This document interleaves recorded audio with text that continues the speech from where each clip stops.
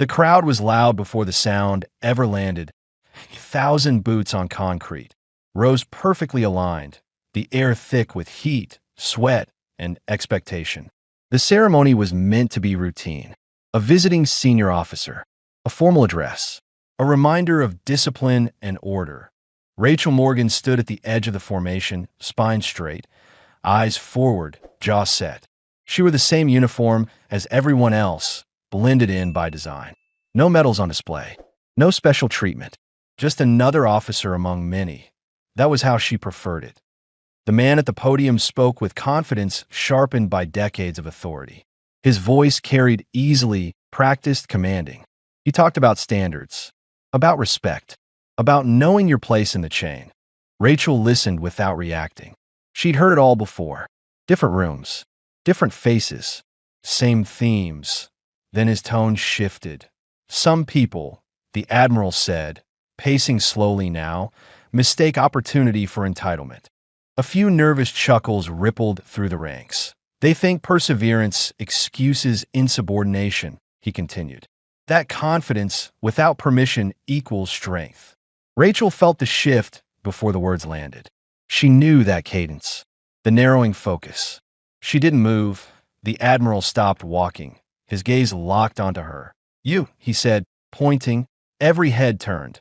Rachel stepped out cleanly, crisp, controlled.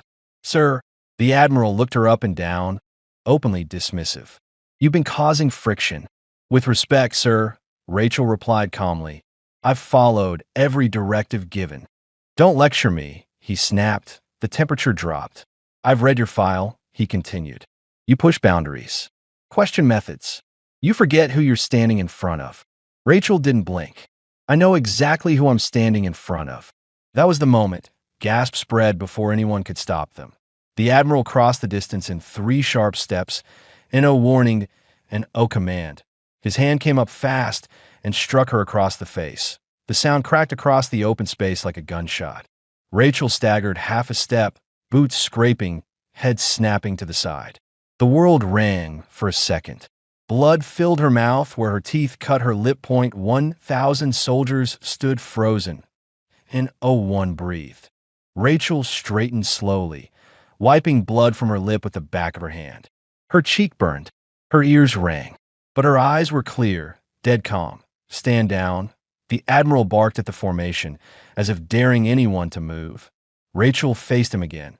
"You assaulted me," she said evenly. "You embarrassed yourself," he replied. "In front of everyone."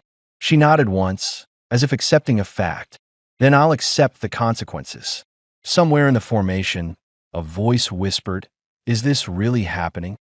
The Admiral leaned in close. "You don't belong here." Rachel's voice dropped, quiet enough that only he could hear. "You don't know where I belong." He laughed. "You think this ends well for you?" Rachel met his eyes. "I think this ends truthfully." Security began to move at the edges. Too slow.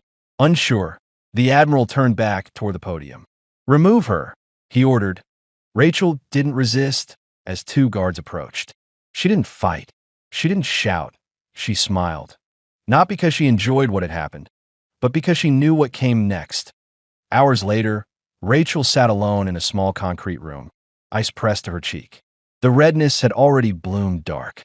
Her hands rested loosely in her lap that a younger officer stood awkwardly by the door. "You shouldn't have spoken back," he said quietly. "He's not someone you challenge." Rachel looked up. "Then he shouldn't have challenged me." The officer hesitated. "They're deciding what to do with you." Rachel nodded. "They always do."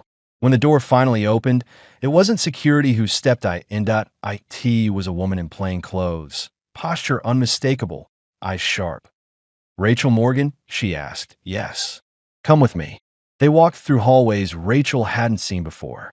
Quiet, restricted, the kind of places that didn't exist unless you already belonged there. The woman stopped at an unmarked door. "You kept your temper." Rachel raised an eyebrow. "Barely." "That matters," the woman said, "because what happens next requires restraint." Inside, 3 people waited. No uniforms, no rank on display. Just attention point. One of them spoke. "You were struck today." "Yes." "In front of witnesses." "Yes." "You didn't retaliate." "No, why?" Rachel didn't answer right away. Then, because timing matters. A long pause. The woman smiled faintly. It does. Weeks later, Rachel stood on a beach before dawn, cold water biting at her boots. The world felt stripped down to breath and horizon that a voice beside her said, "Last chance to walk away." Rachel stared forward. I walked toward this. The training that followed was relentless, brutal, honest. No applause, no protection, just limits tested and broken, then tested again. She failed. She learned. She endured, not to prove anyone wrong, to prove herself right. Years passed. The memory of the slap never faded. It sharpened. And on a clear morning, far from the crowd that once watched her bleed in silence, Rachel stood again in formation. Different place, different role, different outcome. If you want to hear how that day came full circle and how truth has a way of confronting arrogance when no one expects it, make sure you subscribe to Generals and Truth Stories, because what happened next stunned everyone. The sand was cold, damp against her palms as the sun edged up over the horizon. Rachel's breath came slow and measured, fogging the air in front of her. Around her, others shifted their weight, some already exhausted before the day had truly begun. She didn't look at them. She looked straight ahead. The voice that had asked if she wanted to walk away said nothing now. There were no speeches here, no crowds, no applause, just expectation and consequence. The training stripped everything down. Names didn't matter. Background didn't matter. Pride didn't survive long enough to be missed. Days blurred into nights. Muscle screamed. Doubt crept in during the quiet moments, the ones where no one was watching. Rachel welcomed those moments. Pain was honest. It didn't lie to her. It didn't pretend. There were days she thought about the sound of that slap. Not with anger anymore, but with clarity. The shock of it. The stillness afterward. The thousand faces that had looked away because they didn't know what else to do. She promised herself something then, somewhere between exhaustion and resolve. If she ever stood across from power again, it would be on equal ground. Months passed. Then more. Rachel earned nothing easily. Every inch forward was paid for. There were no shortcuts, no favors. If anything, she was pushed harder than most, watched more closely. She never complained. She learned when to speak and when silence carried more weight. She learned how to move without wasted effort, how to think when the body begged to stop, how to stay calm when everything inside wanted to explode. And slowly, quietly, she changed, not into something louder, into something sharper. Years later, the room felt familiar. Concrete floor, high ceiling, lines of people standing in formation. The smell of polish and sweat and anticipation. Rachel stood among them again, posture flawless, eyes forward. Her uniform was different now, simpler. No decorations calling attention. Authority carried itself in how she stood, not what she wore. The crowd was smaller this time, but the tension felt heavier. At the front of the room stood a man she recognized instantly. Older now, same posture, same confidence that came from never being challenged publicly. He spoke again about discipline, about respect, about knowing your place. Rachel listened that he hadn't changed. When he finished, there was a pause. Papers shifted. Chairs scraped faintly. Then someone spoke from the side. "We'll begin the demonstration." The man at the front frowned slightly. "Demonstration?" "Yes," the voice replied calmly. "As scheduled." Rachel stepped forward. The murmur that rippled through the room was unmistakable. Confusion, curiosity, recognition for a few. The man's eyes narrowed as he saw her face. You could see the moment it clicked. His jaw tightened. Rachel stopped a few steps away, standing at ease. "You," he said, disbelief creeping into his voice. "This is highly inappropriate." Respectfully, Rachel replied evenly, "I'm here by invitation." "From whom?" he demanded. Rachel didn't answer. Another figure stepped into view, holding a folder. "From us." The man stiffened. "This isn't necessary."